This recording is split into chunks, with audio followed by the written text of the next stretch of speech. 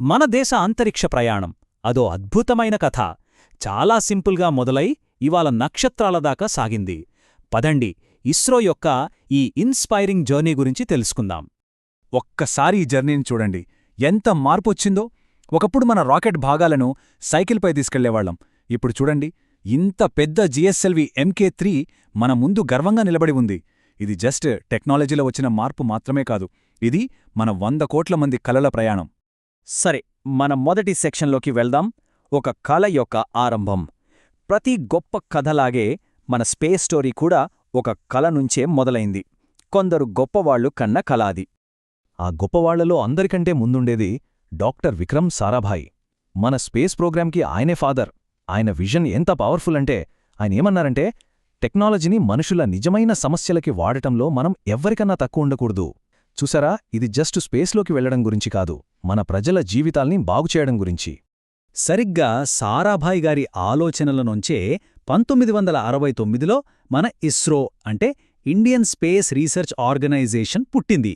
దీని మెయిన్ గోలేంటంటే, ఒకవైపు దేశం అభివృద్ధికి స్పేస్ టెక్నాలజీని వాడాలి, మరోవైపు మన ప్లానెట్స్ని ఎక్స్ప్లోర్ చేయాలి, స్పేస్ సైన్స్లో రీసెర్చ్ చేయాలి.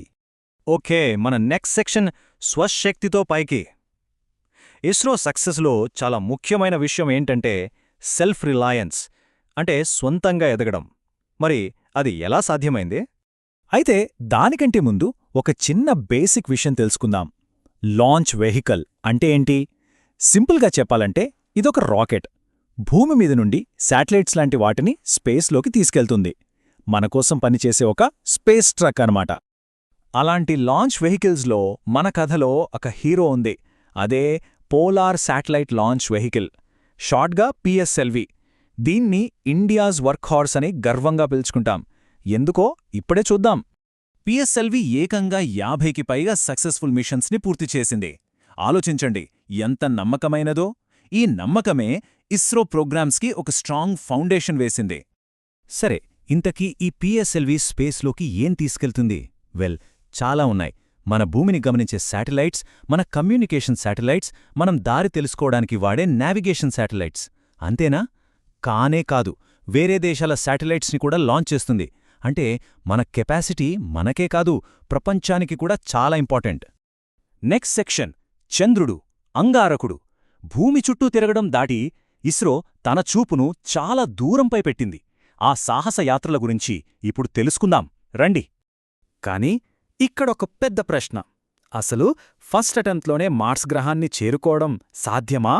చాలా దేశాలు ఫెయిలయ్యాయి. ఇదే మన మంగళయాన్ మిషన్ ముందున్న అతిపెద్ద ఛాలెంజ్. మంగళయాన్ జర్నీ ఒక ఎపిక్ అడ్వెంచర్. నవంబర్ 5, 2013న భూమి మీద నుంచి లాంచ్, డిసెంబర్ 1, 2013న భూమి కక్షను వదిలి మార్స్ వైపు ప్రయాణం. ఆ తర్వాత దాదాపు 10 నెలల ప్రయాణం. చివరికి సెప్టెంబర్ 24, 2014న మార్స్ కక్షలోకి సక్సెస్ఫుల్గా ఎంటర్ అయింది. ప్రతి మూమెంట్ టెన్షన్తో కూడుకున్నదే. ఆ రోజు ఒక హిస్టారిక్ సక్సెస్. మన ఇస్రో మార్స్ని చేరిన 4వ స్పేస్ ఏజెన్సీగా నిలిచింది. కాని అంతకన్నా గొప్ప విషయమేంటంటే, ఫస్ట్ అటెంప్ట్లోనే ఈ సక్సెస్ సాధించిన మొట్టమొదటి దేశంగా ఇండియా చరిత్ర సృష్టించింది. వావ్! ఇంకా అందర్నీ ఆశ్చర్యపరిచిన విషయమేంటో తెలుసా? ఈ మిషన్ మొత్తం ఖర్చు కేవలం $74 మిలియన్. అంటే చాలా హాలీవుడ్ సినిమాల బడ్జెట్ కన్నా తక్కువ. ఇది మన ఇండియన్ ఇంజనీరింగ్ టాలెంట్కి, పొదుపుగా పనిచేసే మన పద్ధతికి ఒక పర్ఫెక్ట్ ఎగ్జాంపుల్. సరే, 4వ సెక్షన్ ప్రపంచ వేదికపై భారత్. ఈ సక్సెస్తో ఇస్రోకి ప్రపంచవ్యాప్తంగా ఎలాంటి పేరొచ్చిందో ఇప్పుడు చూద్దాం. ఇస్రో సక్సెస్కి 2 పెద్ద కారణాలు. ఒకటి నమ్మకం, రెండోది తక్కువ ఖర్చు. వీటివల్లే ఇస్రో ఒక నమ్మకమైన ఇంటర్నేషనల్ పార్ట్నర్గా మారింది. ఈ రోజున అమెరికా, UK లాంటి పెద్ద దేశాలు కూడా తమ శాటిలైట్స్ని లాంచ్ చేయడానికి మన PSLV మీద ఆధారపడుతున్నాయి. రైట్, ఇక చివరి సెక్షన్ భవిష్యత్తు వైపు చూపు. ఇస్రో జర్నీ ఇక్కడితో అయిపోలేదు. ఈ అద్భుతమైన స్టోరీలో నెక్స్ట్ చాప్టర్ ఏంటో తెలుసుకుందాం. ISRO next big project Gaganyaan.